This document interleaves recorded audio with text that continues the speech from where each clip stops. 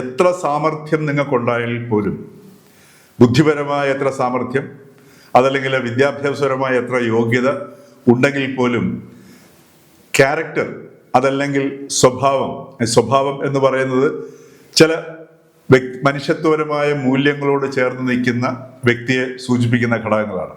അവ ഇല്ല എങ്കിൽ ഒരു വ്യക്തിക്ക് സമൂഹത്തിൽ നിലനിൽപ്പുണ്ടാവില്ല, വിശേഷിച്ചും രാഷ്ട്രീയത്തിൽ ഒരു നിലനിൽപ്പുണ്ടാവില്ല എന്നാണ് രാഹുൽ മാങ്കൂട്ടത്തിലൂടെ വളരെ ശക്തമായ രീതിയിൽ നാം കേൾക്കുന്ന സന്ദേശം.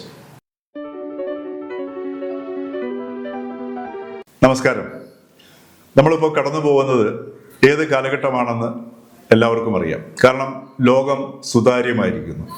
ഈ സുതാര്യമായ ലോകത്തിൽ എങ്ങനെ രാഷ്ട്രീയ പ്രവർത്തനം നടത്തരുത്, എങ്ങനെ നടത്തണം എന്നുള്ളതിൻ്റെ വ്യക്തമായ ഒരു സൂചനയാണ് ഒരുപക്ഷെ കാലം, ഈ മാറുന്ന കാലം മലയാളിക്ക് നൽകുന്ന, ഒരുപക്ഷെ മലയാളിക്ക് മാത്രമല്ല മൊത്തത്തിൽ പൊതുവെ നൽകുന്ന ഒരു സൂചനയാണ് രാഹുൽ മാങ്കൂട്ടത്തിൽ. അതായത് എത്ര സാമർഥ്യം നിങ്ങൾക്കുണ്ടായാൽ പോലും, ബുദ്ധിപരമായ എത്ര സാമർഥ്യം, അതല്ലെങ്കിൽ വിദ്യാഭ്യാസപരമായ എത്ര യോഗ്യത ഉണ്ടെങ്കിൽ പോലും ക്യാരക്ടർ, അതല്ലെങ്കിൽ സ്വഭാവം എന്ന് പറയുന്നത് ചില മനുഷ്യത്വപരമായ മൂല്യങ്ങളോട് ചേർന്ന് നിൽക്കുന്ന വ്യക്തിയെ സൂചിപ്പിക്കുന്ന ഘടകങ്ങളാണ്. അവ ഇല്ല എങ്കിൽ ഒരു വ്യക്തിക്ക് സമൂഹത്തിൽ നിലനിൽപ്പുണ്ടാവില്ല, വിശേഷിച്ചും രാഷ്ട്രീയത്തിൽ ഒരു നിലനിൽപ്പുണ്ടാവില്ല എന്നാണ് രാഹുൽ മാങ്കൂട്ടത്തിലൂടെ വളരെ ശക്തമായ രീതിയിൽ നാം കേൾക്കുന്ന സന്ദേശം. കാരണം ഇത് ഇനിയുള്ള നിലവിലുള്ള നേതാക്കന്മാർക്കാണെങ്കിലും, അതല്ല ഇനി രാഷ്ട്രീയത്തിലേക്ക് വരുന്ന പുതിയ തലമുറയ്ക്കാണെങ്കിലും എത്രമാത്രം പ്രസക്തിയാണ് നമ്മളുടെ ഒരു സമീപനങ്ങളിൽ, സ്വഭാവത്തിൽ നാം സൂക്ഷിക്കേണ്ടതെന്ന് രാഹുൽ മാങ്കൂട്ടം ഓർമ്മിപ്പിക്കുകയാണ്.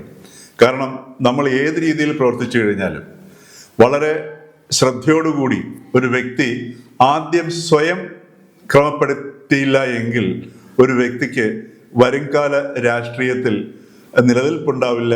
മാത്രവുമല്ല, ഒരു നേതാവായി മാറാൻ സാധ്യത വളരെ കുറവാണ്.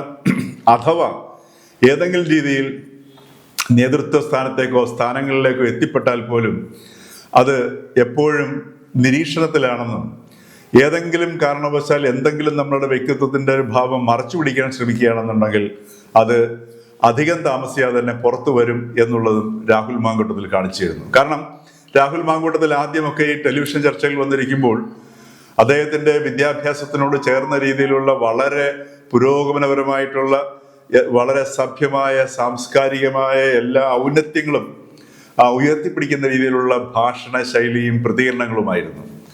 പക്ഷെ എന്നാൽ ഏതാനും ദിവസങ്ങൾ കഴിഞ്ഞതോടുകൂടി അദ്ദേഹം ഈ ചർച്ചയിൽ പങ്കെടുക്കുന്ന മറ്റുള്ളവരെയൊക്കെ അലറുകയും ആക്രോശിക്കുകയും ചെയ്യുന്നവരെക്കാൾ ഒക്കെ ആ ഒരു സ്വഭാവത്തിലേക്ക് രാഹുൽ മാങ്കൂട്ടത്തിൽ മാറുന്ന കാഴ്ചയാണ് കണ്ടത്. അതേസമയം നമ്മുടെ മാധ്യമപ്രവർത്തകർ വളരെ പരിഷ്കാരത്തിന്റെ, അല്ലെങ്കിൽ പുതിയ കാലത്തിന്റെ, സംസ്കാരത്തിൻ്റെയൊക്കെ ഭാഗമായിട്ട് ഉയർത്തിപ്പിടിക്കുന്ന പൊളിറ്റിക്കൽ കറക്റ്റ്നെസ്, ജെൻഡർ ഇക്വാളിറ്റി, പിന്നെ അതുപോലെ സ്ത്രീകളോടുള്ള പെരുമാറ്റം, ഇതൊക്കെ ഉയർത്തിപ്പിടിച്ചുകൊണ്ട്, അല്ലെങ്കിൽ എമ്പതി, ഇങ്ങനെയൊക്കെയുള്ള സംഗതികൾ ഉയർത്തിപ്പിടിച്ചുകൊണ്ടാണ് രാഹുൽ മാങ്കൂട്ടത്തിൽ ചർച്ചകളിലൊക്കെ ഏർപ്പെട്ടിരുന്നത്. എന്നാൽ പിന്നീട് നാം കാണുന്നത് ഇതെല്ലാം രാഹുൽ മാങ്കൂട്ടത്തിൽ താൻ ബോധപൂർവം മറച്ചുവെച്ച ഒരു വ്യക്തിത്വമായിരുന്നു എന്നുള്ളതാണ്.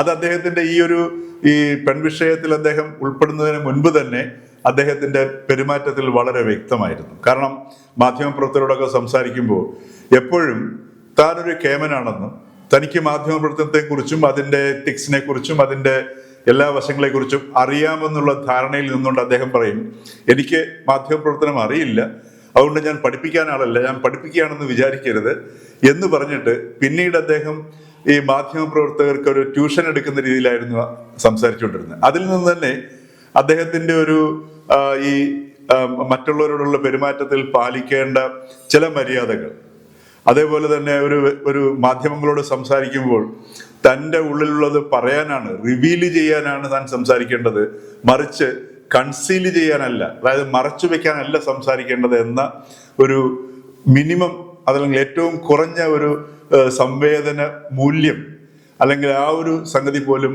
അദ്ദേഹത്തിൻ്റെ ആ സംഭാഷണങ്ങളിൽ നമ്മൾ നോക്കിയാൽ കാണാൻ കഴിയും.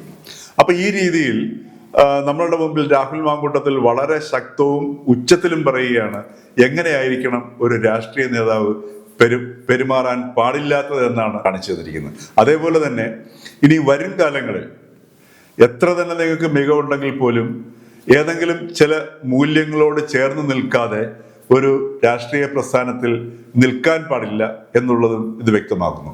ഇതിനോടൊപ്പം തന്നെ രാഹുൽ മാങ്കൂട്ടത്തിലൂടെ സംഭവിച്ച ഏറ്റവും വലിയ മറ്റൊരു കാര്യം എന്ന് പറയുന്നത് കോൺഗ്രസിന്റെ നിലപാടാണ്.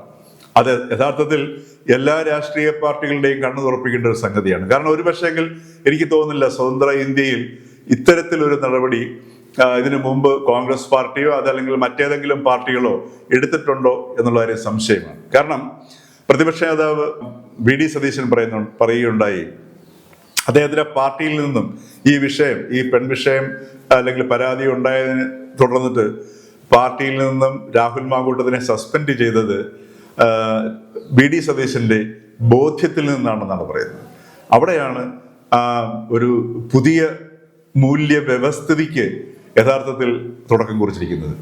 കോൺഗ്രസ് പാർട്ടിക്കുള്ളിലെ നേതാക്കന്മാർ രണ്ട് രീതിയിൽ പിരിഞ്ഞു എന്നറിയാം. എങ്കിലും വി.ഡി. സതീശന്റെ അടുത്ത ഒരു നിലപാട് ബോധ്യത്തിന്റെ അടിസ്ഥാനത്തിൽ, അദ്ദേഹം തുടക്കം മുതൽ പറയുന്നു ബോധ്യത്തിന്റെ അടിസ്ഥാനത്തിലാണ് ആ നടപടി എടുത്തത്. അത് അവിടെയാണ് ശരിക്കും പറഞ്ഞു കഴിഞ്ഞാൽ ഒരു സമൂഹം എന്ന നിലയിൽ ഏറ്റവും കൂടുതൽ നമ്മൾ വില കൽപ്പിക്കേണ്ടതും ആ ഒരു നടപടിക്കും ആ ഒരു നടപടി എടുക്കുന്നതിന്റെ പിന്നിൽ അല്ലെങ്കിൽ എന്ത് അടിസ്ഥാനത്തിലാണ് നടപടിയെടുത്തത്, അതായത് ബോധ്യത്തിന്റെ അടിസ്ഥാനത്തിൽ നടപടിയെടുത്തു എന്ന ആ ഒരു സമീപനവുമാണ് നമ്മൾ ഏറ്റവും ഒരു സമൂഹം എന്ന നിലയിൽ നാം വിലമതിക്കേണ്ടത്. കാരണം അവിടെ ഒരു സാങ്കേതികതകൾക്ക് നോക്കി നിൽക്കാതെ ഒരു മൂല്യ വ്യവസ്ഥയോട് അതല്ലെങ്കിൽ ചില അടിസ്ഥാന മാനുഷിക മൂല്യങ്ങളോട് ചേർന്ന് നിൽക്കുന്ന ഒരു സമീപനമാണ് വി.ഡി. സതീശൻ എന്ന പ്രതിപക്ഷ നേതാവിൽ നമുക്ക് കാണാൻ കഴിഞ്ഞത്. അപ്പൊ ഇത് വരുന്ന കാലങ്ങളിലും ഇതേപോലുള്ള സംഭവങ്ങൾ ഉണ്ടായാലും ഏതെങ്കിലും ആരോപണങ്ങൾ ഉണ്ടായാലും ഒക്കെ ഈ ബോധ്യത്തിന് വളരെയധികം പ്രാധാന്യം ഉള്ളൊരു കാലഘട്ടത്തിലൂടെയാണ് നാം ജീവിക്കുന്നത്. കാരണം എന്ന് വെച്ചാൽ ഈ ഓരോ പെരുമാറ്റങ്ങളും ഇപ്പോൾ നമ്മളുടെ മനസ്സിൽ ചിന്തിക്കുന്നത് പോലും അത് നമ്മളുടെ ഒരു മൊബൈൽ ഫോണിൽ നമ്മൾ സർഫ് ചെയ്യുന്ന ഒരു പ്രോഗ്രാമിലൂടെ അല്ലെങ്കിൽ ഏതെല്ലാം രീതിയിലുള്ള ഈ പരിപാടികളാണ് നമ്മൾ കാണുന്നത് അല്ലെങ്കിൽ സോഫ്റ്റ് കണ്ടന്റാണ് ഉള്ളടക്കങ്ങളാണ് നമ്മൾ കണ്ടുപോകുന്നത് എന്നൊക്കെ മനസ്സിലാക്കിയിട്ട് പോലും ഒരു വ്യക്തിയുടെ സ്വഭാവം നിർണ്ണയിക്കപ്പെടുന്ന ഒരു കാലഘട്ടത്തിലാണ് നാം ജീവിക്കുന്നത്. അപ്പൊ ഇത്ര ഒരു സാഹചര്യത്തിൽ ഈ ബോധ്യം വളരെയധികം ഈ വരുന്ന ഈ പുതിയ സുതാര്യമായ കാലഘട്ടത്തിൽ പ്രസക്തമാകുന്നു. അപ്പൊ ഈ ഇത്തരം കാര്യങ്ങൾ വിശേഷിച്ചും കേരള രാഷ്ട്രീയത്തിൽ ഒരു പുതിയ തുടക്കത്തിന് രാഹുൽ മാങ്കൂട്ടത്തിലൂടെ സാധ്യമാവുകയാണ്. തീർച്ചയായിട്ടും രാഹുൽ മാങ്കൂട്ടത്തിൽ എന്ന ആ വ്യക്തിയുടെ രാഷ്ട്രീയ ഭാവി അത് സ്വാഭാവികമായിട്ടും അദ്ദേഹത്തിന്റെ പ്രവൃത്തിയുള്ളതുകൊണ്ട് തന്നെ സംഭവിച്ച ഒരു ഫലമാണ്. അത് അദ്ദേഹത്തിന് അനുഭവിക്കുകയല്ലാതെ വേറെ നിവൃത്തിയില്ല. അദ്ദേഹത്തിന്റെ ഭാവി നമ്മൾ പ്രെഡിക്റ്റ് ചെയ്യേണ്ട അല്ലെങ്കിൽ പ്രവചിക്കേണ്ട ആവശ്യവുമില്ല. അദ്ദേഹത്തിന് വേണമെങ്കിൽ നന്നാവാം, അതല്ലെങ്കിൽ അദ്ദേഹത്തിന്റെ വഴി തിരഞ്ഞെടുക്കുകയും ചെയ്യാം. പക്ഷേ ഈ വ്യക്തിയിലൂടെ കേരള രാഷ്ട്രീയത്തിന് ഈ ഒരു സംഭവത്തിലൂടെ നമുക്ക് ഒരുപാട് ഗുണപരമായ മാറ്റങ്ങൾ കൊണ്ടുവരുന്നതിന് രാഹുൽ മാങ്കൂട്ടത്തിൽ നിമിത്തമായി എന്നുള്ളതും നാം മറക്കരുത്.